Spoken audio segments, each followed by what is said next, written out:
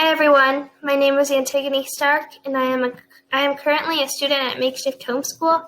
Today I will be talking about the birthday problem. I read about it in this book, 50 Mathematical Ideas You Really Need to Know by Tony Crilly. I highly recommend this book. There's a lot of good stuff in here. But if you're looking for more information on this problem specifically, the internet is an excellent tool. So the birthday problem states that if there are 23 randomly chosen people in a room, there is more than a 50% chance that at least two of them will share a birthday. For most people, this is pretty surprising given that there are 365 days in a year, which is a lot more than 23. So in this room, there are only two possibilities. Either there are at least one pair of people with the same birthdays, or everyone has a different birthday. Since these are the only two possibilities, their probabilities must add up to 100%. So the probability of having at least one pair plus the probability of having all different birthdays is 100%. If we rearrange this equation to make the probability of having at least one pair the subject, then we get the probability of having at least one pair equals 100% minus the probability of having all different birthdays.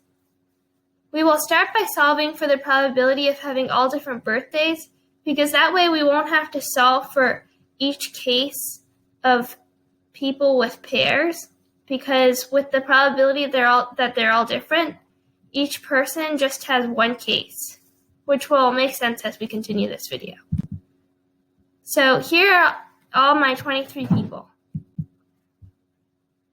If we take two people out, Billy and Bob, what is the probability that Bob has a different birthday than Billy?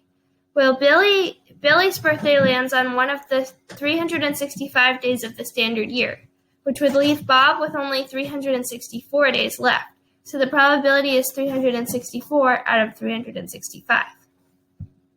If we add another person to the room, Joe, what is the probability that Joe has a different birthday than Billy and Bob? Well, we've already established that Billy and Bob have different birthdays, which means they account for 2 days of the standard year, which leaves Joe with only 363 days out of 365. If we continue this sequence until the last person, the 23rd person will have a 343 out of 365 chance of not sharing a birthday with anyone in the room. The next step is to multiply all of these probabilities. This is because we're looking for the intersection, which means that each one of these statements is true.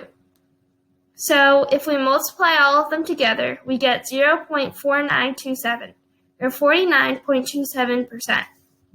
And if we recall the last equation, the original equation we solved for, 100% minus the probability that they're all different, equals the probability that you have at least one pair, we can say that 100% minus 49.27% is 50.73%, which is just a little bit more than 50%. Thank you for watching.